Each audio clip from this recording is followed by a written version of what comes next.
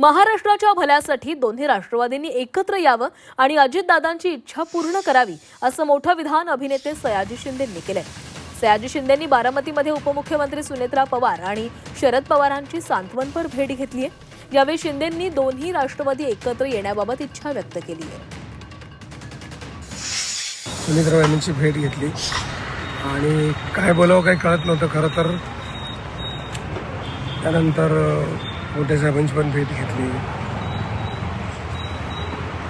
मला असं वाटतं की महाराष्ट्राच्या भल्यासाठी दोन्ही राष्ट्रवादी एकत्र याव्यात। त्यांचा जो उमदा डिसिजन घेण्याचा जो स्वभाव होता तो स्वभाव यावा परत महाराष्ट्राच्या भल्यासाठी, आणि त्या दृष्टीने त्यांचं त्या अर्थानं त्यांचं स्वप्न पूर्ण व्हावं आणि ताकद वाढायची असेल तर दोन्ही राष्ट्रवादींनी एकत्र यावं। या निमित्तानं मला असं सांगायचं वाटतं। बाकी होणाऱ्या दुःखाबद्दल तर आपण बोलू शकत नाही।